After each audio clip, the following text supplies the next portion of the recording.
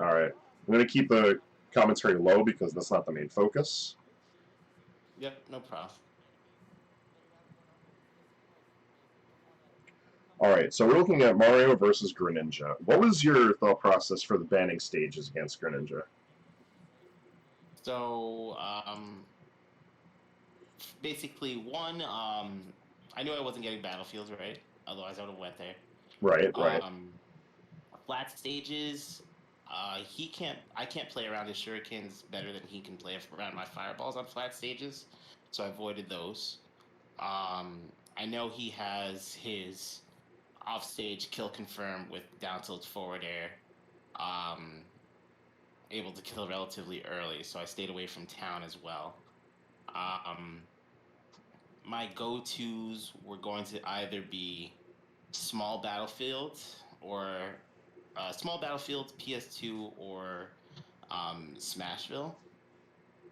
I didn't like Smashville too much because he can tech chase on the up smash pretty easily for a lot of the stage. So I avoided that. So my last two choices were really PS2 or small battlefield. I opted for I would have rather gone PS2. I allowed the gentlemen's because this would have been my stage pick regardless. It gives me time to take my time, and at the same time, it gives me the platforms to escape the grounded camping. Alright, so I think you have a really strong game plan coming into this. Definitely shows that like you're aware of what Greninja wants to look for. So coming into a set with a strong game plan and making sure that whatever your opponent does doesn't alter your game plan, I think is just a really strong mindset right then and there. So like I'm always complimenting you on like when you do stuff right, but just like highlighting in particular, like going in with your game plan to win as opposed to going in with the mindset of not losing. I think there's a really important distinction in that.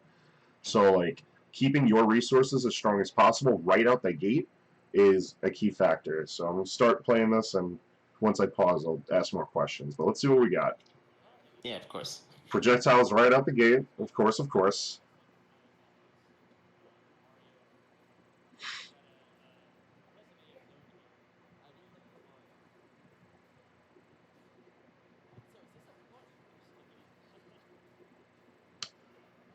I'm gonna refrain from commenting on the commentary. We're just here for the action. Yeah. Oh, Figured, your boy's got plenty of words for a lot of people, but there's a different time, a different place. understandable. Right here, you're the star, my guy.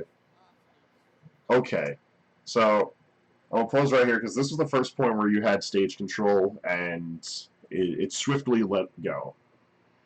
So neutral itself was fairly slow paced. Right off the bat, you went for your fireball zoning, which I feel like Dath did not really respect your fireballs. No, he didn't. Like, That's why I kind of kept it up. like just rolling it right back. Like the fireballs, the pressure starts really nice. He challenges it with water shuriken, but right here he recognizes, okay, I'm not going to have the zoning pressure. He's going to have the zoning pressure, so he takes advantage of his better ground speed. That's at that point he starts making you being on the platforms go from being a good trait to a bad trait. So Yeah. just one little note, and we're going to see how well this carries on for the rest of the set. Keep an eye out for when your opponent wants to control base plot and punish you for keeping the high ground. Because right away he just starts mashing up air on you because he knows he can get away with it. Like, look at that. Like, one hit you. But he got away with it because he's faster on the ground like that. Yeah. Alright, he can't really find his end because you're not taking the bait, but look at that. As soon as you start to duke it out with him on the ground, now you start to actually contest him because he doesn't know what to do with all that speed. So you get your damage, forcing him high in the air, but you're chasing him down.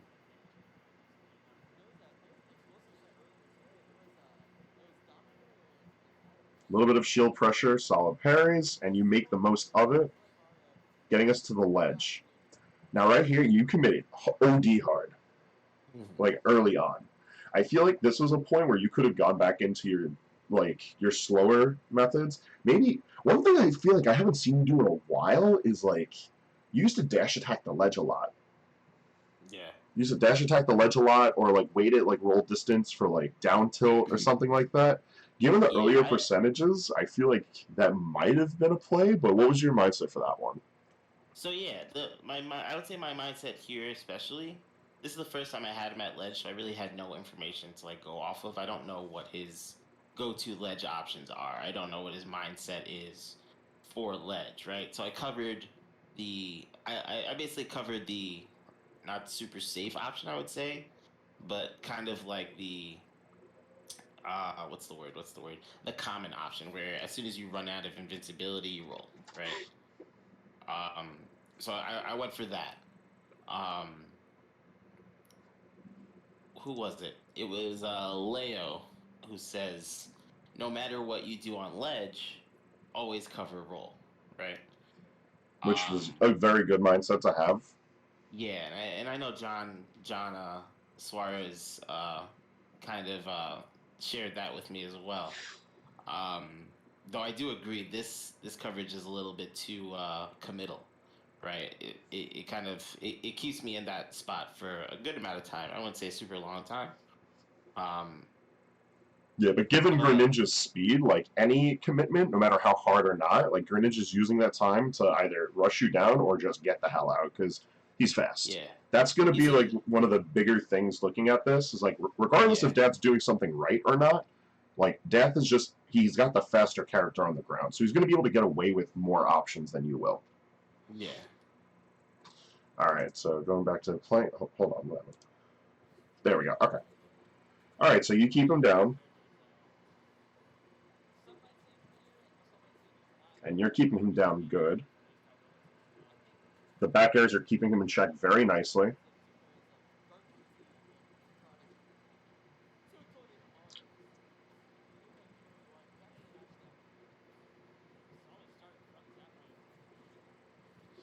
All right, so Ooh, that match was rough. yeah, let's talk about it. So I'm actually glad that you two put me right on a frame with the back air because your pressure with the back airs I think was really good for a lot of reasons. For one thing, you had like good spacing with them, like taking advantage of one of Mario's like better dish joint, one of his only dish joints as well is like the best thing.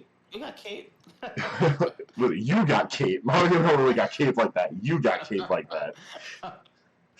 But like you're putting out pressure on the shield, you're hitting him out, you're forcing him to move awkwardly, and if you can contest any fast character with making them not use that speed well, you're already looking good in that matchup. But the places where he does take advantage is he gets in little hits here and there. Like he punishes for a fireball, but you immediately put him back in lock. It's that forward smash. Yeah. Like the YOLO call out, Yeah, because if I just held shield here, he would have hit my shield, I would have upbeat or nared, and I would have had the advantage. yeah, like it's one thing to like go for your callouts, but I think when it comes to like this early in the game, make them little callouts.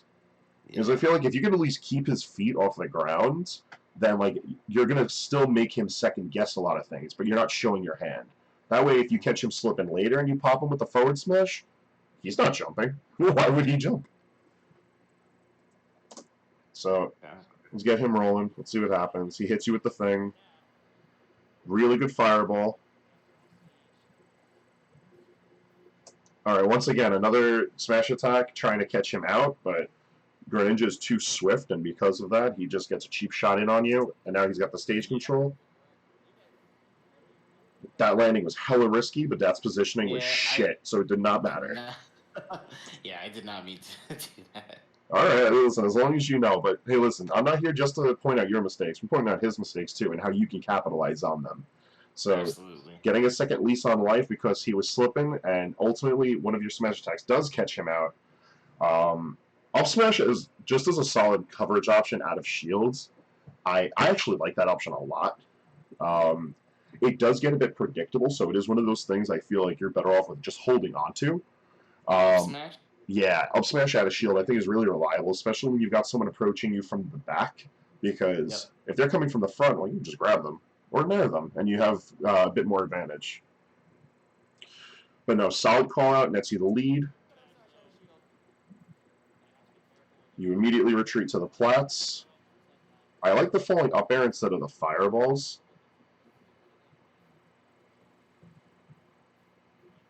Your use of Flood, beautiful as always.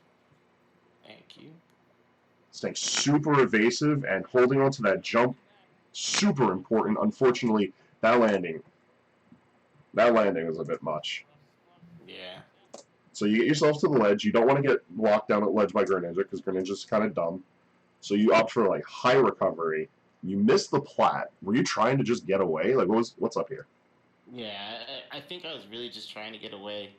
I don't know why I opted to not go to the platform. I think I was just a little bit too scared there, possibly. Okay, I mean that's a valid response. Like you're on stage. This was winner's side to make top 64. Yeah. All right, so yeah, like you got everything accounting for that. Like you're still playing it well. A little bit of a misstep, but I think if you just like steel your nerves a little bit more, try to assess the situation, you know that a lot of Greninja's tools are sharking you out from like a jump's distance, and a lot of his more dangerous tools are anti-airs, especially that up smash, because we've already seen him spamming up air, so you know he wants to catch you slipping on the plats or jumping. Now he's putting out up smash, and you're paying the price for what would have been a solid getaway option. But now you know at this point, all right, can't get too frisky in the air, and he likes keeping himself on the base plat so that he can put out these options. Yeah, I think what happened there, if we can go back to where I was on ledge. I think he puts you at ledge right here, so you get yourself pretty far out, so you have to be careful with your decision making. And getting to that point, I think you're really good. Holding out for your jump because you know that Hydro Pump is dangerous, because you yourself have put people in that situation with Flood, is just smart decision making and just, a bit of experience on your end. Yeah. I think right here. So go a little bit further. I think I was so afraid of that forward air. That's when I double jumped, right? That's understandable. I think like in a tense situation like that, you don't have many options. For Mario, you are jumping, which did get you away from forward air. If you were really bold, you could have like air dodged in towards him. Greninja does not have the drift nor the frame data to really punish that because forward air doesn't actually stay out for that long. Yeah, I think what I could have done here was instead of jumping and then double jumping to avoid the forward air, I could have just done a single jump air dodged. Yeah, so... And then that would have put me on the platform, or I could have double jumped away. I would have still had options. And I would have basically gotten to where I was anyway. Yeah. But I would have had more options, right? So, best case scenario, and I've seen you do this in sets before, so I know it is something that's like deep in your muscle memory, is instead of that double jump, if you air dodged straight to the platform, like if you just went straight left here, hit the plat, you would have landed, he would have landed. From there, you just need to get out of the platform, which you know he's going to either spam up airs or he's going to make the call out with up smash. So you could either A, check him on his option, which as Mario, you could just either jump and then call it out, fall through with Nair, or bring yourself back to the ledge and reset the situation, which is a bit more risky, but now you know how he wants to punish you, forcing him to either mix up if he's going to go for forward air again, or is he going to commit to his grounded option? You see, I think the air dodge in could have possibly still gotten punished by a dash back up smash. You would have had enough time to shield. Yeah, I think what I should have done was neutral air dodge to the platform. That also would have probably given you a bit more frame advantage in that situation, and again, would have given you a bit more space to either come to check his button while he goes over beneath the plat, or bring yourself back to ledge and reset the whole thing. Regardless, this double jump puts you in an airspace that Greninja doesn't have too much of an issue controlling, and exactly. That's where he wants, and I'm at 111. He wants to kill me. Yeah, no, he's getting frisky for it too. Like you've already made your statement in the set, he's looking to make his. So now, once again, he gets you on a plat. It's up air city. He's just looking for damage, and he's just looking to catch you out on your landing.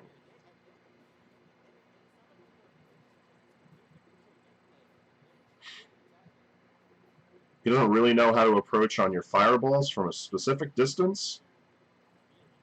He's also not too confident on catching you out when you haven't jumped. So, like, one thing I do want to bring back on that plat, actually just in general from this neutral interaction, he's only advancing on you when you're in the air and the fireball's already quite a bit ways away.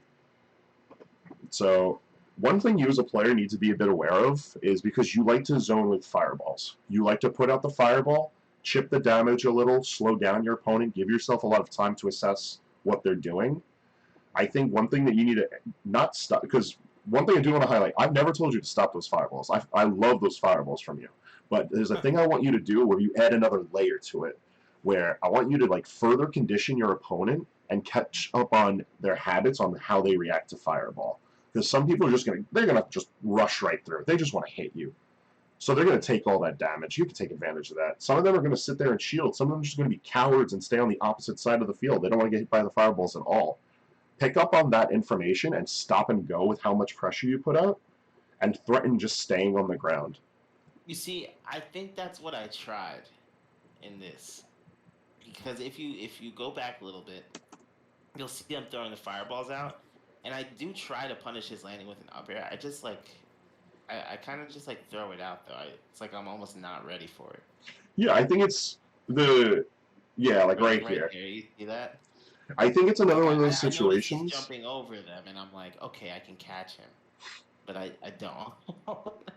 I think it's part matchup inexperience, which you yourself have admitted to, because Greninja is a fairly rare character to find. Like, there's no two ways about it. In a game with 80-something characters, there's no realistic way of finding a lot of everyone. At best, you're finding one of everyone, if that. Yeah. But I think from this little interaction here, one thing that you can pay attention to is, like, the arc of movement that Greninja is covering. Yeah. Is like completely around the grounded fireball or the short hop retreating fireball, and he still has plenty of momentum coming around this situation. And that's off a single jump. That's yeah, crazy. Greninja has one of the better jumps in the game, so he has that movement option available to him. So like if this was a character with more middling movement, or even just like bad movement, this up air would have absolutely started a combo for you. Exactly. I would have been able to hit like 80 at least. I'd be like, okay, now it's time. But I got to get used to it. I think it's someone like, I think it's like Greninja and Falco are going to be like the characters that can really like catch you slipping with something like that. But you know what else I think it is? I think I need to get better, not just at the matchup, because you can say that about anything. Yeah. But like you were saying, just like draw a picture in my head of like where their arc is. Yeah, it's something. Honestly, one of the things I might look into doing in the future is like being able to just have like a tool on hand to like literally draw lines, because that's how I visualize a lot of things. I like to look at it as like, all right, characters can move in these ways, so I have to choose to cover those ways and avoid those ways. So like for you, because you naturally slow down the game the way that you play as Mario, you have that time to like draw that mental map. You see how your opponent wants to move, and you see how your opponent can move, which is again another like important distinction in my opinion, because it's like, yeah, Greninja can jump really high, but how much does that matter based off of how often this player is going to jump with Greninja as opposed to another player? Yeah, it's true. So at this point, you see Greninja's got hops, Mario not really, so he's going to come in and press some buttons on you. He doesn't get a lot off of it, but in the moment, there's a lot of information gathered. I'm so sorry. That's all good. Just going to move forward to another spot that we can look at, and you do some keep shenanigans, not too much, nothing too bad. Alright, so when you're ready, I think we've got another situation here, because this kind of couples into what we were just talking about. Absolutely. Give me one more second, sorry. Yeah, you're good, you're good.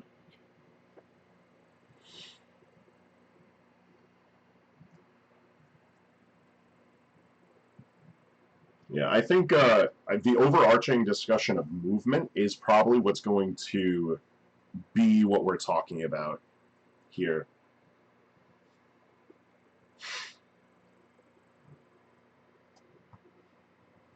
And for the sake of time, just in case you do have to get going, what I'll do is I'll probably continue analyzing the set, and then I'll...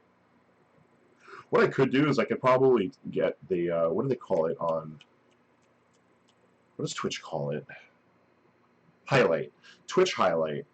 And I could just send you the Twitch highlight. You could also look at it on YouTube, because that's one thing I also want to do, is start putting VOD analysis and eventually other stream stuffs to YouTube. See how this whole interaction, yeah, no, this whole interaction is just a matter of catching out how Greninja moves.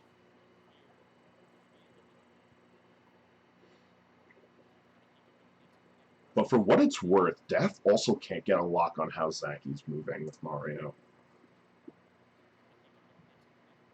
I feel like that's just another aspect, just from the same field, is he needs to be aware of Mario's movement options and how Zaki's moving Mario. Although, from a discussion point, it's one of those things where you have a... You know, it's weird, because it's like Mario's such a prevalent character. Alright, I'm back. Sorry about that. It's all good. Alright. Let's see. Where are we at? Right now, I am just... there's one thing I forgot to add to today's stream that I'm going to add now. And...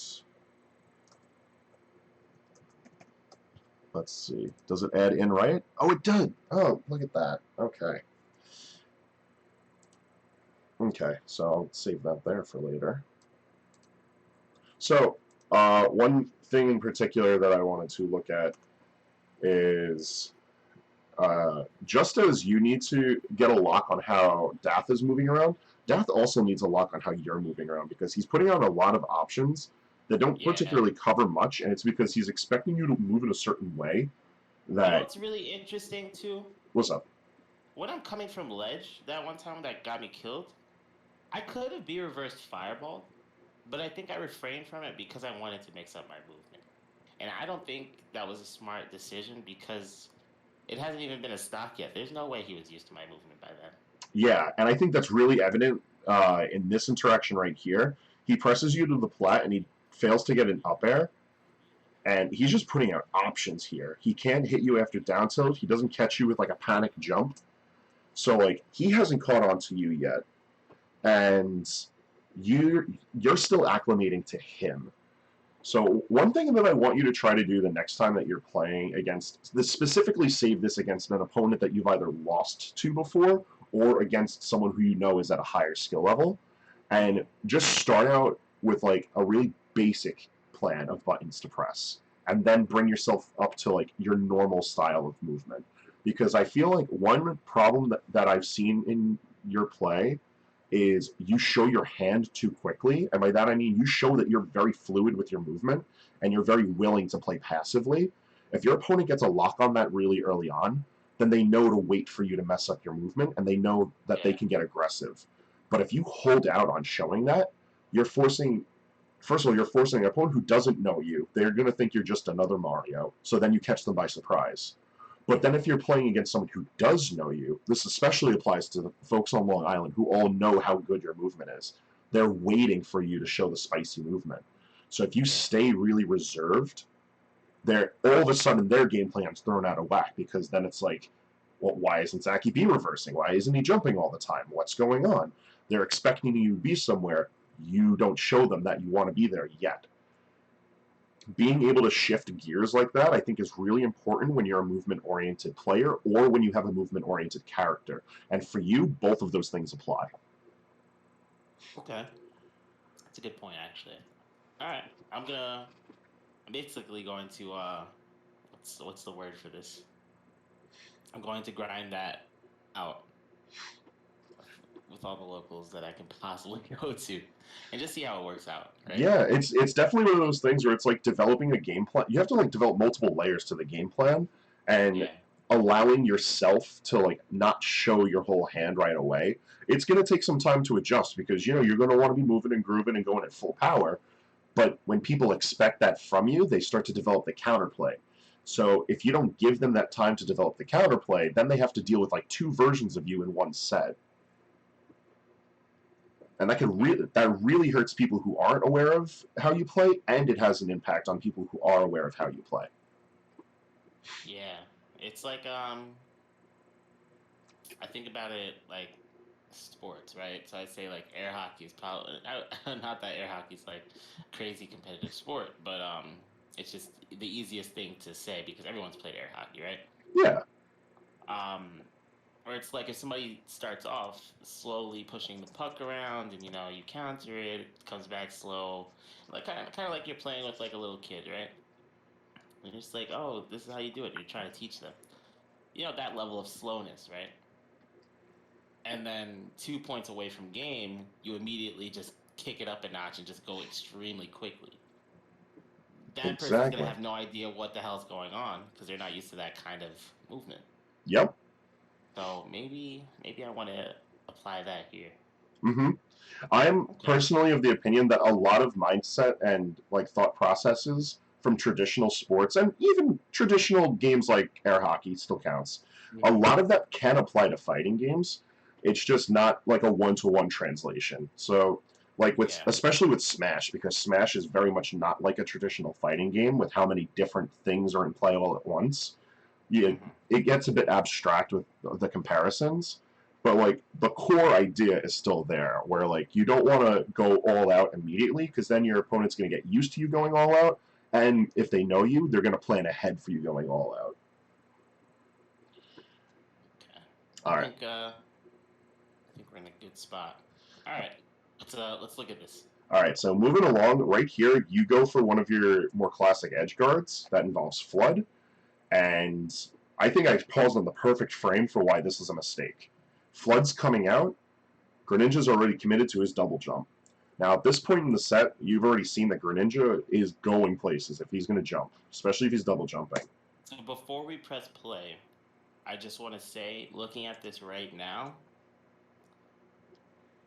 if this was a traditional game of mine, I would not use Flood here, but you would see the Flood here. Okay. And I'll say that because I take the Flood out, he double jumps. So what I would do here, because I use the Flood charge as a double jump bait, and then I jump back to cover the double jump. But I'm not sure what happens here. So what does happen here is you're correct. You use it as a fake out, and you go for your forward air, but Dath is scared. Dath expects you Yeah, to fake out and double jump yourself and come up with like a nair or up air, or even like if your positioning is quick enough, like back air to catch him flying past you. So he just commits to Hydro Pump. He gets the fuck out of there yeah, immediately.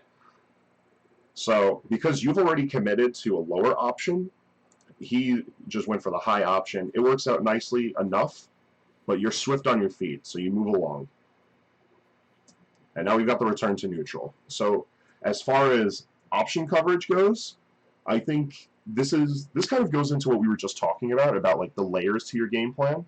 Like hmm, you're canceling out your flood, you're ready to press a button, and you're just out here trying to dunk him. I think if you went for a lighter option in the beginning, get him scared. That way, when he tries to have some sort of defensive habits, whether it's like jumping away, hydro pumping early, neutral air dodge, whatever Greninjas like to do, you it'd catch be him a kill slipping. rather. It'd be a kill rather than a little bit of damage. Yeah, Okay. because at that point, Basically, save the great movement. Like I can use the good movement, but save the great movement for the hard punishes, the kills. exactly. Because what you want to use forward air to catch him slipping. You don't want to use that as your conditioning tool. You want Nair for your conditioning Yeah. tool. Because if you get Nair, for you, that's either an extended edge guard, that's a fresh combo. If you're in a really high tension situation, Nair could even kill if it's fresh. Like Nair's Hmm. good. Nair's just like a good like jack of all trades move. Forward air, Yeah. that's your hard commitment. That's where the Twitch clip button is hovered right over with your mouse. That's where you know some shit's about to happen. So you can't be leading with that one. Yeah. Okay. But it works out because you do make him pay the price for an early hydro pump. You get a little bit of damage, and then a hard return to neutral as you're both on separate sides. So we'll get back to watching. Good use of hydro pump, or flood rather. Hmm.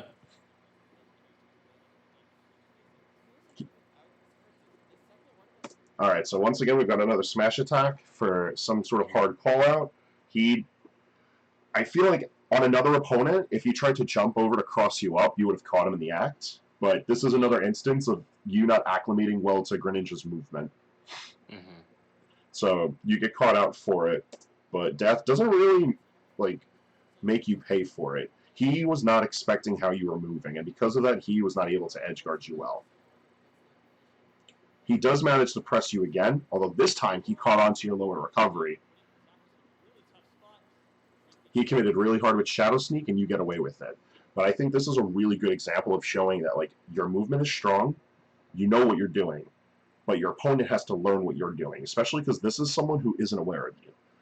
Like, Dath isn't going to be tuning into the Gen Game channel for all of our tournaments. You're not tuning into Duo Studios or whoever it is that does the... I think he's from Northern Florida. I forget which portion of Florida he's from, Yeah, so I apologize to I'm Dath. not really sure. No, that's okay. But, like, regardless, like, you two aren't watching each other's locals. You two aren't going to be super familiar with each other's habits. So, like, this is a key moment for him to pick up on how you move. And he starts seeing you move around with Cape. He sees how effective you are at moving from a lower recovery. Mm-hmm. And he immediately adjusts. And he puts you in a bad position because of Hydro Pump. He's not able to do much with it, but there's a lot of information gathered. And just as a reminder, these are still just, like, the second stocks in the first game. Yeah. So now you have your first higher recovery. And that's just sort of one of the things with Greninja, is he's able to consistently reset that situation, and he has the tools to pick up the pace when it comes to catching your mix-ups. Unfortunately, at that point, you already used all your resources, so you're just sort of caught out. And there you go, you catch him out jumping again. And this sort of is like a self-fulfilling prophecy for why these smash attacks are working, because his movement's a little sloppy, and you're managing to land a good amount of them. But also, you are whiffing more than you should. And I think that's just, once again, a matter of just getting used to his movement. I like the down tilt at the ledge, and I like the down air. Gentlemen's, just to keep the control, I think is really smart in a high-tension situation because of those dash attacks. Oh, no. That should have been it right there. That was a Zaki forward smash if I'd ever seen one. That late dash attack was nice. Look at that! I think that this... The jump.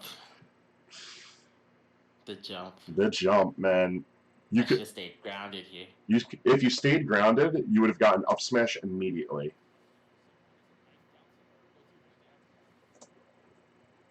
So he's already lifted off from Flood. You know what it is? I think I had... nah. I threw an up air out immediately. I don't know what... I knew up air would have killed there. Which is probably why I went for it, but I really should have just covered the landing. It's one of those situations where I don't think you were prepared to catch him out the way you did. And so it may have been nerves. Yeah. It may have just been muscle memory as a reaction. But regardless, you went for that up air, and it gives up the immediate stock. You cover with down air in case he dashes back out of panic, which I do like. But unfortunately, Greninja speed lets him return to neutral. So now you've got to struggle to get the high percentage kill. You're fishing around with your back towards him, so he knows he doesn't have to worry about Fireball, really, and he does have to worry about back air. That adjusts how he's going to approach you, and that's why we see a lot of the Water Shurikens. So that's something, as far as conditioning, to keep in mind, is keeping your back to your opponent in Smash actually does show quite a bit of what your intentions are. That's why I mastered the B reverse. Yes. With you in particular, this isn't as big of a worry, but it is something to keep into consideration. That when it'll kind of condition them to do certain things. Mm-hmm. It's the same thing with shield pressure. Most players, or most experienced players, I'll say, I'm treating this like this is high-level Smash. Like, Dath is aware that if your back is turned to him, you're B-reversing any of your approach options, so your movement's going to be altered. Your back air is going to be the button he has to worry about most, so he does have to worry about another disjoint. And he also knows that up air isn't going to be as reliable of a burst option, nor is nair. So that's going to change how he's going to be able to move around, most specifically in shield or with projectiles. He doesn't have to worry about your quicker buttons. Okay. So I feel like mixing up some empty hops, like turning around sometimes, is a good way of throwing off this method of information gathering from your opponent. But it's just one of those little things you have to weave into it, because some opponents are better at picking up habits than others. Sometimes you'll fight someone who might be really good, but they may not ever catch on to your movement habits. Other times, someone will see you mix up once, and they'll remember that. Yeah. So it's all a matter of figuring out what options to use in those situations, and I feel like this comes back to what we've already discussed with like how you layer your gameplay, where if you start out simple and then start to show the tricks, it'll throw off how your opponent gathers info on you and adapts. So bringing it back in, you do manage to slow it down so it's not as tense of a situation, but you are behind.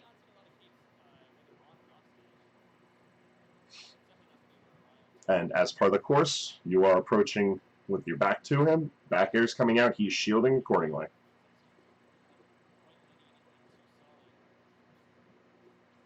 Like, he's just playing as defensively as Greninja can afford to do so. Yeah, no, it's... Sour spot back here. Yeah, no, that's a crime to see. Seeing it twice. Yeah. I was at, what, 13 at the beginning of the stock? Yeah, now look at you at 52%, same position. And here's the thing. Here's the thing that I think is what makes it the most frustrating, is that the situation has not changed at all. And by that I mean, Dath is going with the same defensive options. You're going with the same approaching options.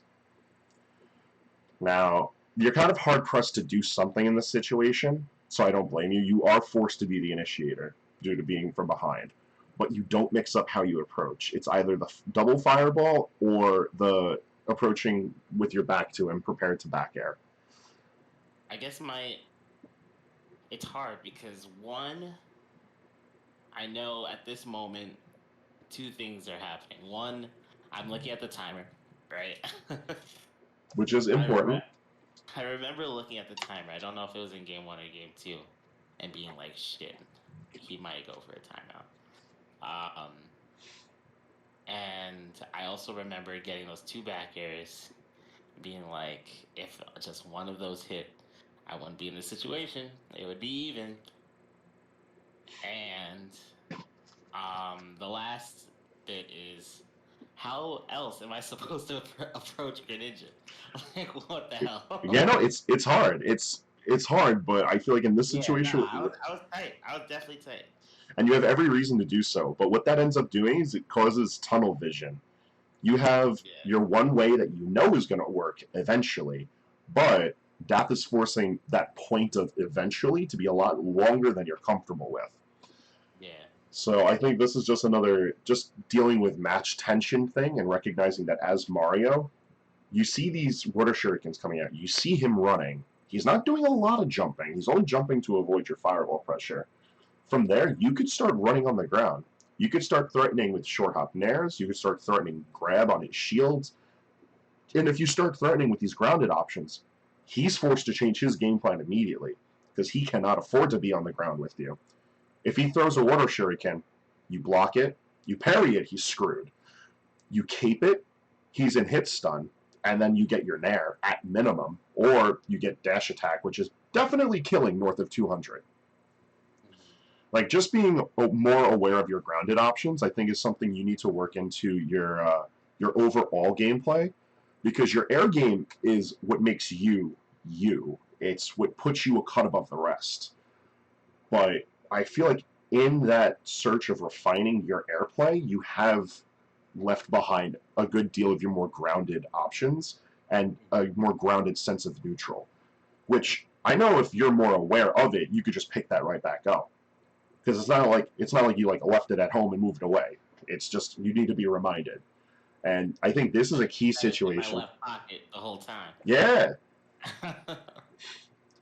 If you remembered that you could just run up and grab him, make him fear for shielding, and all of a sudden you start going with short hop nairs, and now he's got a shield, otherwise he gets totaled by you either nair and kill him, or nair leads into something that kills him. Yeah. Like, when it comes to tension situations like this, it's good that you kept your composure, but you also need to remember that, like, the onus is on you to mix up what you're doing, because he's going to keep the same game plan if it's working. Yeah, that's true. So, So Dath keeps the game plan, and he's going to keep it for a little bit longer, but you do eventually find your end. So you go for the grab as like almost a panic option because you're in front of him, you see the shield, you know grab beats shield, but you just weren't set.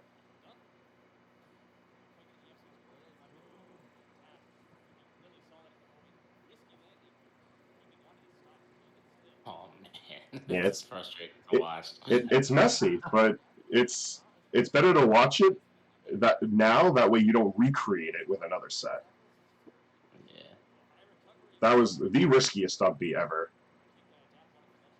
If he back aired you successfully, or like literally did anything, you would have been screwed. But he got punished for a charged Water Shuriken. But you're in a tight spot.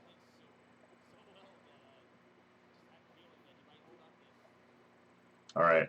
Now, the one thing I always tell everyone, I always say it, Zacky with Rage, what will he do?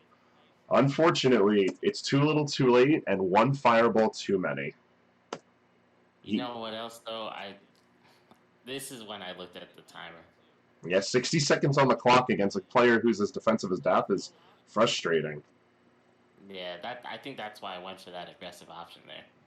Because I was just like, I don't have a lot of time. I have to do something. But I shouldn't. Oh man, I shouldn't risk that. Yeah, but that's all of game one. So, going over what we have, you know that Dath is willing to play like a bitch. You know that you're willing to play like a bitch. It's just a matter of who is going to be the one to make the other play into it. And unfortunately for this game one, Dath made you play into it. And I think that third stock was just really telling of how he felt comfortable with sticking to his game plan, keeping it minimal as possible, and he really forced you out of your comfort zone.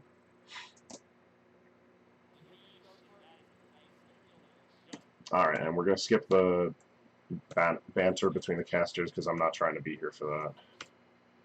Yeah. We know it's Studiopolis Act 2 time. Game 2 Studiopolis Zone. You know what it is? Yeah, and you know what it is? I picked Battlefield Small Battlefield because it gave me what PS2 offered me, but it gave him less avenues to camp me as hard, right? Yes. I think as a stage, this was a great pick. And the reason I think it's a great pick is because, for one thing, I think you operate well with platforms. That's just the reality of the situation. Mario likes platforms. Zacky likes platforms. Zacky's Mario loves platforms. So giving yourself at least a couple to play around with, I think, is important. But beyond that, Battlefield's base platform is smaller than Pokemon Stadium 2's platform. And the platforms themselves are ever so slightly closer into the center of the stage because of that, while still remaining almost exactly the same distance to the ledges. Mm-hmm. If you're curious, they're only off compared to PS2 by a measure of 2 units. Mm-hmm. So they are almost literally pixel similar when it comes to distance to the ledge. But in relevance to being close to center stage is much more vital. Because of that, Dath does not have as much room to move around. He doesn't have a lot of space to stay defensive. But you have a lot more space to stuff him out. Yeah, that's true. So I think it's a really good pick on multiple layers, and the main one, in my opinion, is the fact that Greninja can't take advantage of his speed as much on this stage. The same applies for regular Battlefield as well, but the presence of a third platform changes that for reasons we don't have to get into right now. But we start the same way we started game one. You immediately leap up and throw a fireball. Now, because of that, Dath figured you would start that way. He throws his ass right beneath you and just lands with an up air. Yep. So he's initiating here. He doesn't get much off of it because you're not here for the combos. You're not here for it at all. But the more important note is that he knew you would do that because he's seen you do it before. Good SDI gets you out of the rapid jab, which is good. We don't respect rapid jabs in this house. We SDI straight out. We're not taking all that damage. Exactly. We either SDI straight out, we parry, we do everything. Yep. So now Dath doesn't really have a lot of space to prepare himself. You're a bit too fast for him to really position well to cover the plats and the ledge at the same time. So he's having a lot of difficulty with locking you down. You go for a charge down smash, which, given the higher percentage, like, I don't blame you, but you I just... also thought he was, it covered more options than anything else. Because if he stayed in place, I would have caught him. If he rolled in, I would have caught him. Things like that. Yeah, it's good. I think the beginning of this game one shows like you're more willing to be aggressive with your buttons. Like early on, you whiffed a forward air, but it was only because he air dodged. He did neutral air dodge. You have that charge down smash there, and right here, one of your forward smashes from earlier manages to work because his movement is a little sloppy, and you catch him slipping. Now, this, I think, is a really important forward smash because of one very specific thing when it comes to Greninja. His buttons aren't as fast as people like to think. His neutral air is pretty fast. It's very fitting to his kit, and it links into a lot of stuff. But up air, back air, and forward air do not have quick startup. They hit well because they're rewarding a slower button. You don't have the time to, as Greninja, to jump from base plat and cover the platform if your opponent's already there. You punish accordingly and bust his ass. Now, you don't have a lot of damage on hand. Even though you started this game 2 in disadvantage, you managed to swing out of it really effectively. But keeping that control, I think, is a bit easier said than done. One interaction right here that I think was kind of important. Go for your down air, you look for your grab opportunity. This is something that you often do as a player, and it's not just because you do it. A lot of Marios will do this, where they'll look for the more grounded response to getting hit by down air. Greninja doesn't really have to respect that, and I think that's something that you're catching on so far after looking at these past 2 games. This dude is jumping out of anything he can. He's not trying to stay for your combos just as much as you're not trying to stay for his. You take advantage of a more mechanical approach, he takes advantage of his character's tools.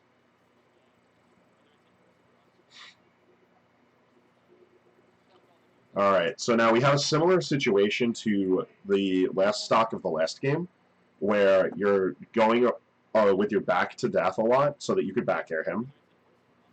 You know what, though? I think that's, like, I'm looking back on it and I'm thinking back on it. I think what I'm doing right now is wrong. So you tell me why it's wrong. I should have been doing exactly what he was doing to me when he was in the same exact situation. When he had 100% and I had 13%, or when I have 93%, he has 17%. I should be camping him as hard as I can. You should. That's absolutely correct. But you're on the offensive here. You want to extend your lead. And I hit that forward smash. I felt too good, and I was just like, yo, I just gotta hit him. It's one of those parts where I think you need to weave in the more appropriate times for your fireball pressure, because you are actually very effective at circle camping. I don't think you realize it, but you are very good at recognizing when it's time to do it. Mm-hmm. In my opinion, your biggest problem is that you only have one strong method of circle camping.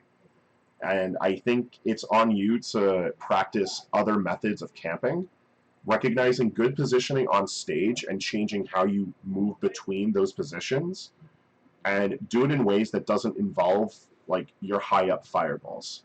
Because you could react to that very well. You have that beat into your brain.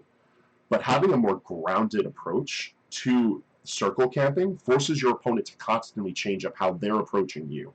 And then having to change their approach options while you having multiple avenues of escaping to safety and forcing the approach further burns the clock in your favor and allows you to chip away at them. So now, because you're moving forward, and you're moving forward with an aerial option, Dath stays out of your range, waits until you lifts a button, and then bop. And now he's an opportunity to net you out. His Hydro Pump manages to actually help you. It may have saved you. That was the plan. We get out of down air. And I'm trying too hard to like box my way back in. It's a situation where you need to realize that sometimes just getting out of there, resetting, and letting him come to you is the best thing that you can do. Like, you've admitted it yourself, and it's very evident in the buttons you're pressing in that situation. You wanted to get scrappy. You had a lead, and you really wanted to make it a big lead. But it wasn't necessary. And Dath was able to catch you up because of it. And it's again because Greninja's speed lets him outpace Mario. So once he sees a button that isn't placed in just the right spot, he starts fishing with his buttons. Now, to your defense, he was a bit sloppy with his buttons. If you recognized that, I feel like you could have gone on the defensive harder and forced him to be a bit more selective. But because because you didn't, you gave him enough time to compose himself, eventually take stage control. And after a couple of attempts, he did get his hit confirmed to kill you. Yeah, I think it's because I knew he was playing sloppy, or it seems to me like he was playing sloppy, I should say. So I wanted to get scrappy, right? But his scrappiness is a little bit safer than my scrappiness because he's faster. He can get out faster than I can. Exactly. Okay. But you return to even, and immediately he catches you slipping on an aerial option. Now he's starting to catch on to how you move. He makes you pay with buttons, but at least from memory, I know that you do divvy it back to him. All throughout the past game and a half, he's been trying to scout out when he can catch these landings with dash attack.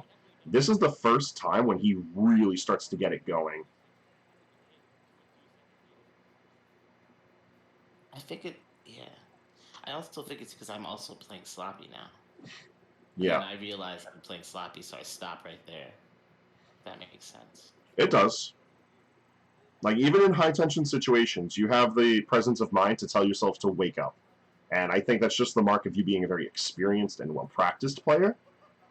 Because other players would crumble under the pressure. But here, you do manage to get yourself back in control for a little bit. And unfortunately, swinging at a disadvantage works nicely for that when he has the disjoint and you don't.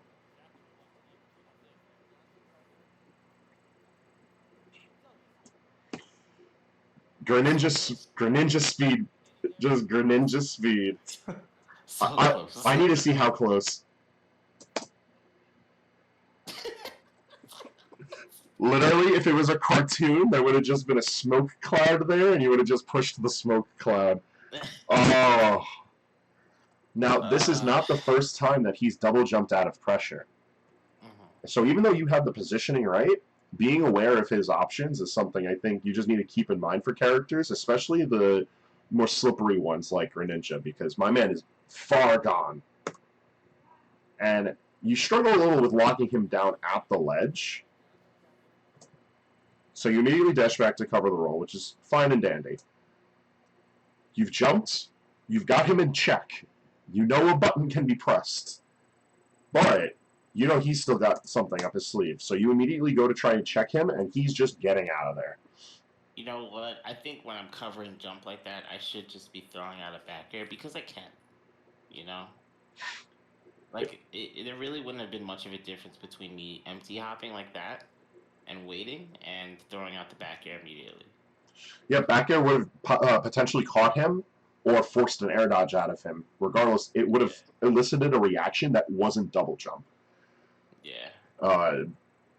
Just all in all, just caught out just a tiny bit. Just roll it by one more time. And now he's just waiting. Oh, even the commentators pointed it out. Mind you, I don't often give my constituents credit, but credit where it's due. They catch on to your back air and how obvious it is that you're searching. But Dath is whack as fuck and goes for a down air because he thinks he's cool. No Greninja is cool. It's just straight up. As soon as you see down air, you know the lame shit's about to happen. Because nothing he gets is real. He's not cool. I wish I could say he wasn't cool. I'm just saying, man, if you've got any character that has the suicide dare, as I call it, I know it doesn't outright kill him, but it has like more than 70 frames of recovery. Like your first actual frame after down air is like abysmal. Like that character is immediately in the dumps, in my opinion. The characters have cool potential, but you're also in the same boat as like Ridley and Banjo-Kazooie. So you tell me what's going on over here. Regardless, he thinks he's slick, he misses, and that's either a misinput from him or a very poor decision on him because he's seen how often and willing you are to mix up your recovery. So there was no reason for him to do that. But he did it, and now you have a second lease on life. You're at 85%, so you're kind of bleeding.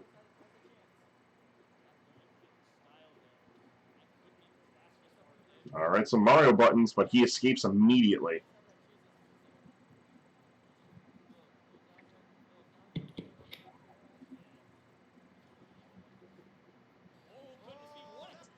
And he lands his down air. And he shows you what happens when he lands his down air. Now, it's rough because I feel like once you do get in control of the stage, you start to put some hits out on him. It becomes really obvious really quickly that once again, you just want to confirm your back air. You just want back air to be able to hit him, get something started, or get him off stage. Regardless, like, you need something happening here, and you need it with back air. But the reality of the situation is you don't just need it with back air. I think the pressure of the situation may have got to you, and I think, again, tunnel vision set in, because if you approach with shield, or if you chose even just nair instead of back air, this would have been a different story. Yeah, that's true. But it's that second back air that ends up being curtains for you. He lands short hop down air, falling nair, rising forward air, and you're done at 130. It hurts. It hurts. Yeah, I think so like in that last situation, right? His 45% to like my 85 or whatever it was. That should have been a time where I'm like, okay, I can push him off stage right now, right? I can go for the traps, things like that. That's where I should have really been looking for the floods. Because one, like he was obviously already doing well against my back airs, right? Yes, and he showed that very well throughout the latter half of Game 1 and for most of Game 2. He picked up on that being the button that you leveraged when you're not, I wouldn't say autopiloting, but like he saw that that was like your main game plan.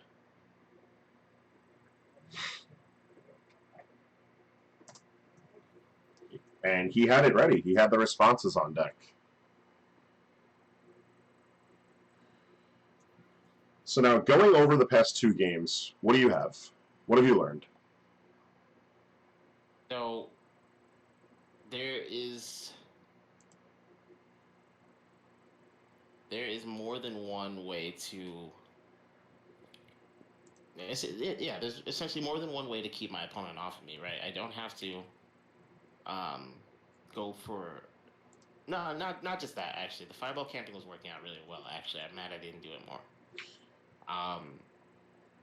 I need to remember that I don't just have to do it in a tied game. I don't just have to do it in certain situations. I could do it at any moment, and I should be looking for it. More importantly, when I'm up, and I didn't, and I think that cost me the set. I think that cost me a game. I should say. I don't want to say the set. Well, let's look at it in that lens, because I feel like that's another like little thing where there's a big distinction, because costing you game 1 does have big implications for the rest of the set at hand, and I do feel like the points where you really showed your hand on how you approached options was what led Dath to being able to take that game too. Well, you know what else? I'm gonna say it cost me the set because I had the lead in both games. Right? I got the early F smash game 2. I had the lead in the beginning of game 1. Excuse me. Yeah. Like, being able to mix up your approach to controlling platforms, I think is going to be important. Like, and I don't just mean changing your grounded options, because you're correct. When you had your higher fireballs, you were forcing a lot of reactions from Dath, both when you were behind and when he was behind. But I do think, like, mixing in some sort of grounded aspect to that is necessary to keep them strong. Otherwise, your opponent's going to grow too expecting of them. Yeah. Also, I'm looking here and I'm able to consistently push him to ledge, right? You are. Like every time I push him to ledge, every time. This is where I should be, some of the jumps I could be mixing up a flood charge real quick, a flood charge real quick, a flood charge real quick. I can make my goal, yeah, I'm trying to get in on him, but at the same time, if I'm charging flood, then one of the times I push him to ledge, now I can push him off stage. So maybe that's something that I want to add within that safe approach, those safe approach options, because it won't just be me trying to hit him, right? It'll be me working towards something at the same time. Exactly. You want your game plan to be multifaceted because unless your opponent truly is just bad at the game or dumb as bricks or some combination thereof, anyone is going to eventually catch on to what you're doing. So if you throw in different goals, one goal might be more effective than the other, or using both in conjunction with each other are going to force your opponent to really change up what their approach is to reacting to you. Yeah. Like think about Cloud. If you're constantly boxing with Cloud, you guys are almost hitting each other, but you're not, and he's pushing you towards ledge, but you keep resetting, and nothing bad's happening. You're like, okay, me and this Cloud are even right now. He's on the offensive, I'm on the defensive, but it's neutral. If that Cloud starts throwing in quick little down Bs to start charging while he's doing that, Cloud's winning these exchanges. And yeah, Flood's not as debatably, Flood's not as good of a tool as Limit. I think it's super subjective, but I think it's the matter of like, yeah, no, it's one of those things where it's like there's way too many factors. For me personally, I wouldn't even compare them. But there is one thing that I think that is important to both of them that I think is the point you're getting at, is that the existence of them and the method of charging them is just as important as having the resource. And I think that is a really key element to how you as a player makes use of your tools, because you're not really a conventional Mario. Like, you've got some of the bread and butters, and you don't really have a lot of the typical Mario habits. That helps you in some ways and hurts you in others. And because of your willingness to use all of Mario's specials the way that you do, mostly Cape for movement, but also Flood Charge for movement, keeping that in mind, you need to find ways to weave those options into your overarching game plan so that it's comfortable for you, but further throws off your opponent. Because like you were saying, anytime that you're jumping and you're throwing a fireball, if you decided to just charge Flood a little bit and then drop it, all of a sudden you're changing the trajectory that Mario's moving. You're changing the tempo that you're putting out pressure. And you're introducing a new feature that your opponent has to be aware of, because if they see you charging Flood, there's no projectile in the way. They might be incentivized to run in on you. And because you're just stopping Flood, you're going to either be able to respond, or you let Flood rip, and all of a sudden your opponent just gets pushed out. And you start the cycle all over again. But you're on stage, and they're either at the ledge or not. They're either at the ledge, off stage, or in shield, which are all really good places for you to have your opponent. And I don't think it's going to be too much effort for you to work that into your fireball pressure, because it's already something that you like to do. You already move around with Flood Charge in the air often. It's just a matter of getting it into your muscle memory and just having that in your game plan where, all right, I've got them in this rhythm. Now you have two options. You either keep pressuring them to land your hit, or you take advantage of the fact that, much like with Dath, especially in this at the end of that game one, let me see if I can bring it back to that point. He kept on putting himself in the corner just as much as you were pushing him to the corner. If you keep that in mind as that being a natural response to your opponent, because Dath did that to himself. There's no prior knowledge of you as a player. That's only from game one. That's his own adaptation to your pressure. If that's how your opponent's going to naturally adapt to your pressure, you need to keep that in mind so that anyone who naturally adapts to that, you're ready, and you make them pay the price. Because if they're not going to get pressed to the ledge, they're going to try to box you for center stage. But if you're throwing out fireballs or you're charging your flood, you have more tools to be able to make them pay the price for coming in on you, or you throw them right back out, and you just keep staying in advantage.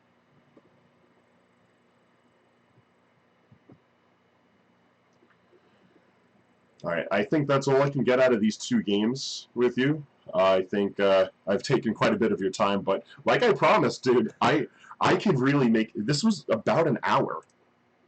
Yeah. I promised you. I am very meticulous when it comes to how much I could break down a set and squeeze something out of it for you to learn. So if I were to, let's see, if I think about it like this, the few things that I really want to take from this is, one, let's say if I get 4 things to work on. Let me write it down. All right, so I'll give you 4 bullets to work on. We'll work on 4. That's a pretty solid number. All right, number 1 thing is... Today is Thursday. It's June 10th. Got my planner out. Okay. All right. So, 4 things to work on. I think the first... Camp when you're winning. Yeah, put that at the top. There is... When you are in advantage, the job is on your opponent to move forward. Even if they're playing a defensive character, the job is on them to put you in a position where they can reverse the situation and bring the game state back to neutral. It is not on you to adjust the game state. If you're in advantage and your positioning is good, your stock lead or heavy percentage lead, what have you, that's on your opponent to change that. So you do everything you can to maintain the status quo. Number 2, I want you to remember your grounded options. Like, your play in the air is what really is giving you, it's gotten you to where you're at. So it's really elevated you to the position that you're at when it comes to representing New York. And overall, your place in talking about notable Marios. But you need to remember... Sorry.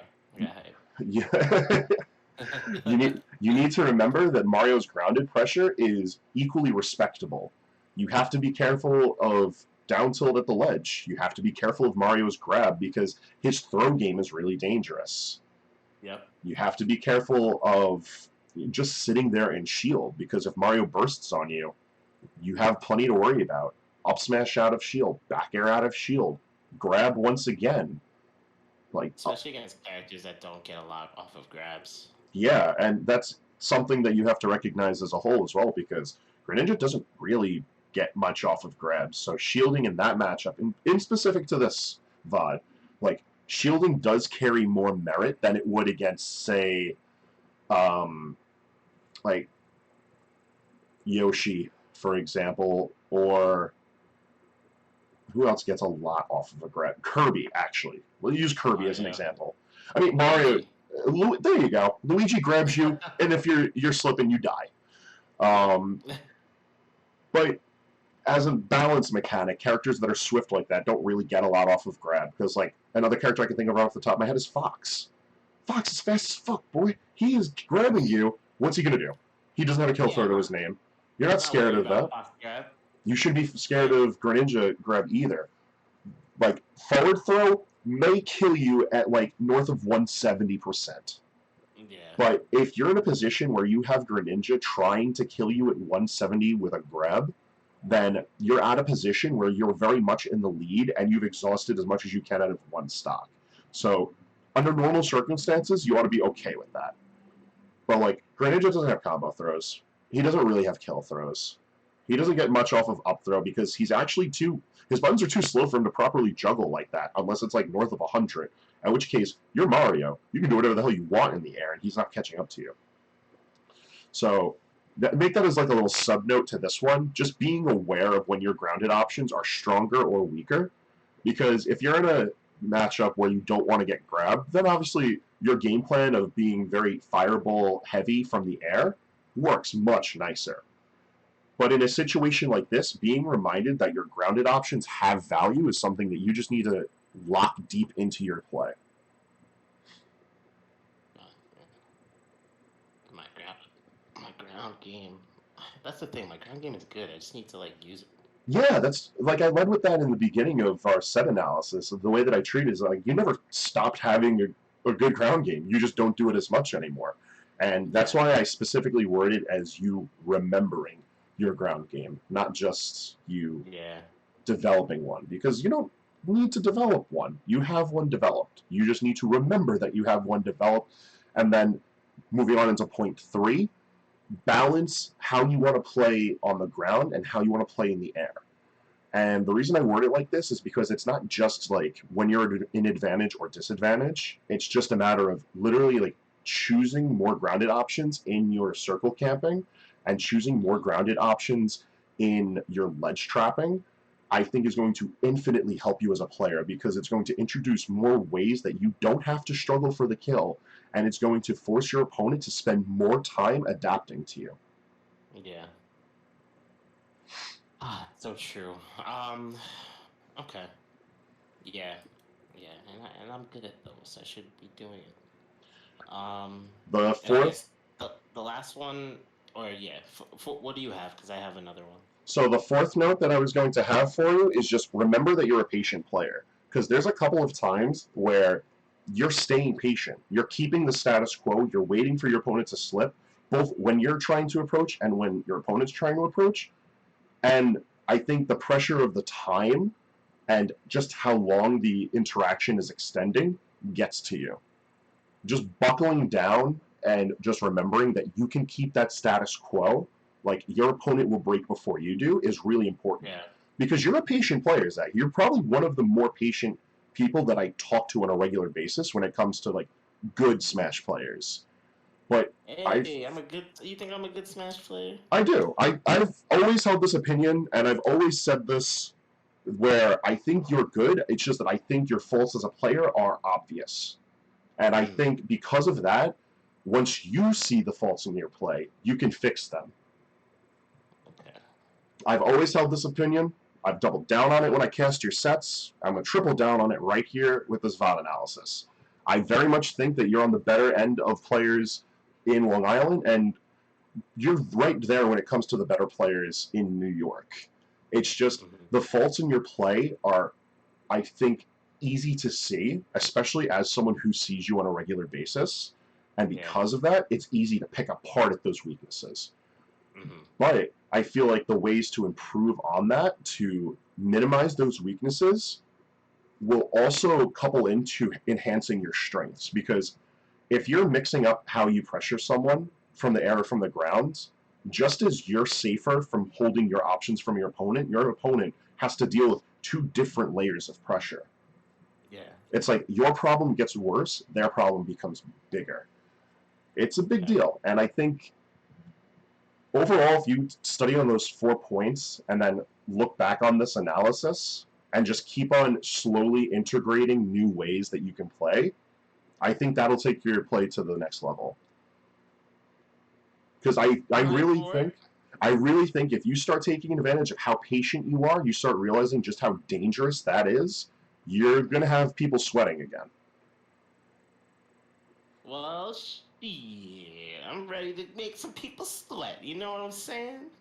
You got the confidence for it. You just got to remember why you earned that confidence. Yeah.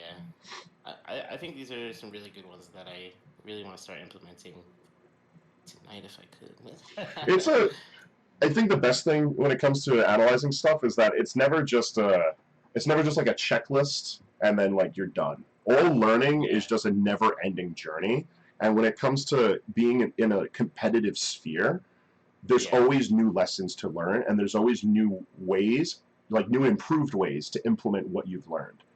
Because just as you're picking up on stuff right here today, you're going to try to implement that tomorrow at the meta.